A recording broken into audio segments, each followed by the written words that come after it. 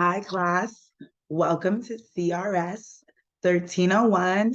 I'm Professor McDonough, and I'm so excited to teach this class and to get to know you better and to discuss critical race studies. And so the plan for this semester is that each week I'm going to record 2 or 3 video lectures talking about some super important vocabulary in the area of critical race studies and talking about the tenets of critical race theory so that you understand it better.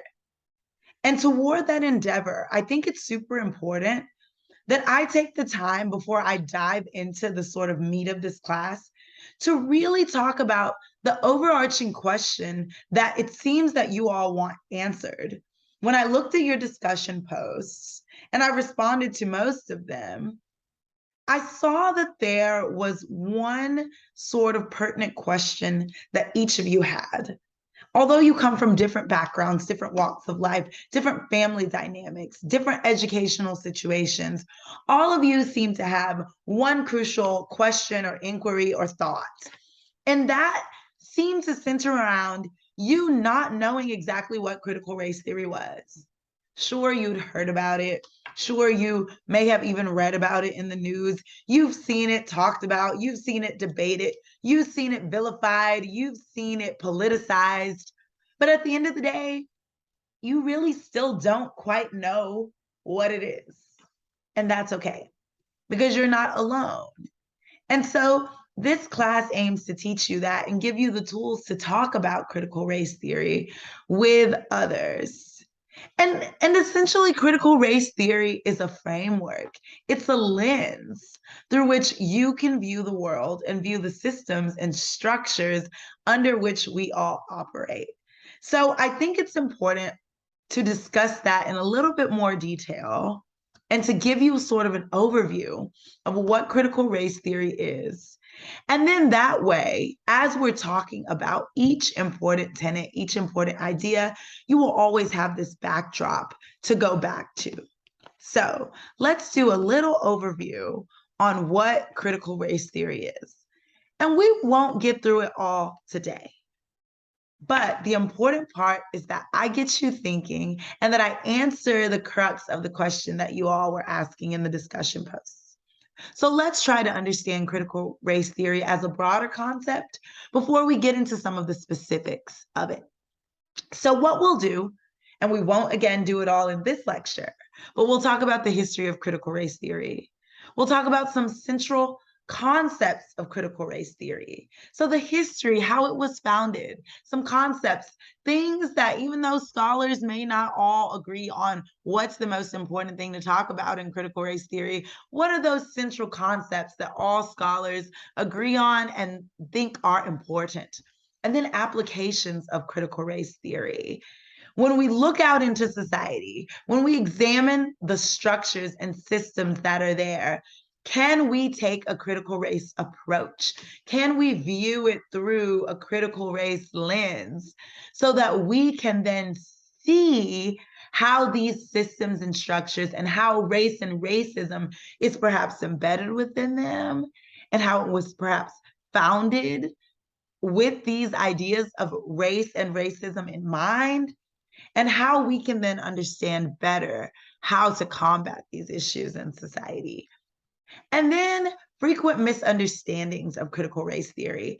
Oh, and you will hear a lot of them, that critical race theory says all white people are racist, that critical race theory is something that is taught in K through 12 schools. Those are issues that we need to deal with, myths that we perhaps need to bust and talk about together.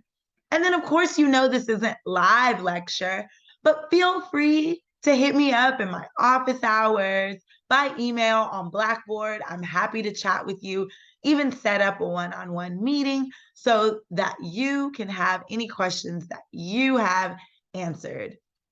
So we'll talk about the history of critical race theory first. And the history of critical race theory is fascinating because even though you may not think that you know about critical race theory, I'm sure that you know about some of the elements that gave birth to it. some of the things that happened in the history of the United States that gave birth to critical race theory. One person's name who you're going to need to keep in mind when we're talking about critical race theory is Professor Derek Bell. He is who we call the father of critical race theory. Derek Bell served in the Korean War and then came home and graduated from law school. Following that, Thurgood Marshall recruited him to join the NAACP Legal Defense Fund. And if you don't know what the NAACP is, that is the National Association for the Advancement of Colored People. It's an organization that has existed for quite a long time, that is still in existence, fighting for racial equality and fighting for the rights of people of color. And so Derek Bell became a member of this organization and a member of this legal defense fund, where he oversaw hundreds of desegregation cases. As you know, at this time, schools in America were segregated. We had schools for white people and we had schools for Black people, just as we had water fountains for white people and water fountains for Black people and restrooms for white people and restrooms for Black people. And some of your parents and grandparents may have grown up in this time. So it's not that long ago if you think about it.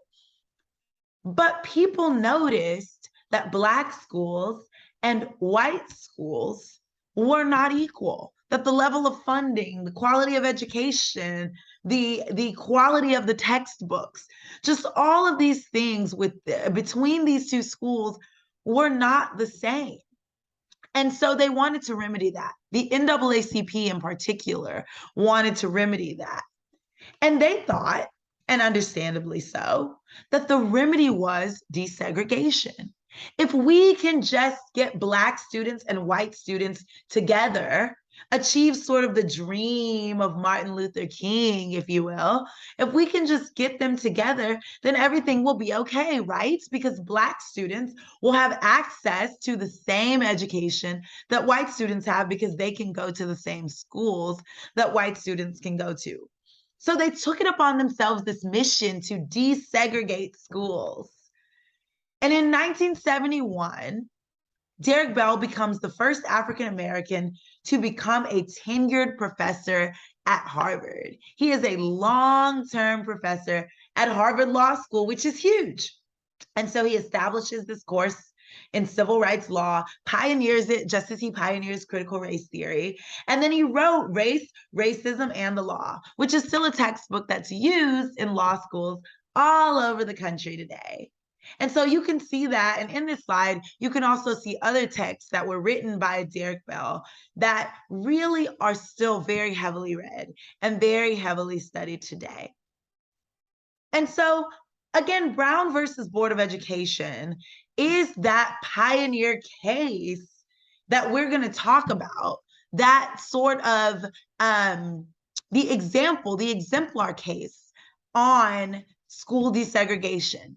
Keeping in mind that in this class, we're also going to talk about cases that came before Brown versus Board of Education and what paved the way for Brown v. Board, because we know that nothing happens in a vacuum. So we know that there had to be something leading up to Brown versus Board of Education. People didn't just say we're going to desegregate and then it happened. So with that in mind, that gets us sort of to Brown versus Board, and we'll talk about later how we got there. But Derek Bell found this court case rather uninspiring, found the decision rather uninspiring.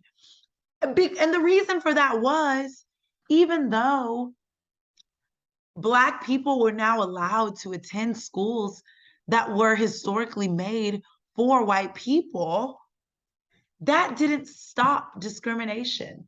That didn't stop inequality. That didn't stop white individuals from leaving their neighborhoods and moving to the suburbs and moving away so that they could still have schools that were all white. And you still see a lot of that today, the effects of that, whereas the schools in the inner city are schools where children of color mostly go to, and those schools in the suburbs are still schools where mostly white students go to. So that still exists today. And Derek Bell found this super problematic.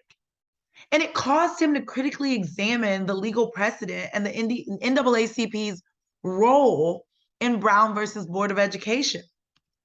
Essentially, Derek Bell was pained by this. And he said that it appeared that his worst fears had been realized, that we had made progress in everything, yet nothing had changed. We're moving forward. We're changing laws. We're making things happen. However, it seems like in society, nothing is really changing. That brings us to this idea of de facto segregation and de jure segregation. De jure segregation, DE space JURE, is segregation by law. By law. So that means by law, in the case of Brown versus Board of Education, things were no longer segregated. Schools were no longer segregated, but de facto, the fact of the matter, DE space FACTO, the fact of the matter is that schools were in fact still desegregated, that life was still desegregated, that discrimination had gotten no change. Nothing had changed in that way necessarily. And so Derek Bell thought there must be something that we're missing. There must be something that we are not seeing about this idea of race and racism. How can this be? How can it be that we've made all of this progress toward Dr. King's dream? How can it be that we've made all of this progress, that we've changed law, that we literally have it so that Black students who came here as slaves and are the descendants of slaves, how can it be that they now are allowed to go to school where white children are allowed to go to school, yet and still discrimination, inequality, and all of these issues still persist in society and still persist in education? And so there must have been something that we're missing. And so what I'll leave you with just for this lecture is that ask yourself about today. Ask yourself, how can it be that we've had so much progress? How can it be that I'm looking at students of color going to the same schools? How can it be that we've had a Black president? How can it be and still be true that racism and discrimination, and in so many ways segregation, still exist? This is the crucial question that led Derek Bell to examine society through a more critical lens and develop this idea of critical race theory. So that's where we'll stop with this lecture. Thank you so much for taking the class. I hope you enjoyed it, and I can't wait to talk to you more about these ideas. Have a wonderful, wonderful day.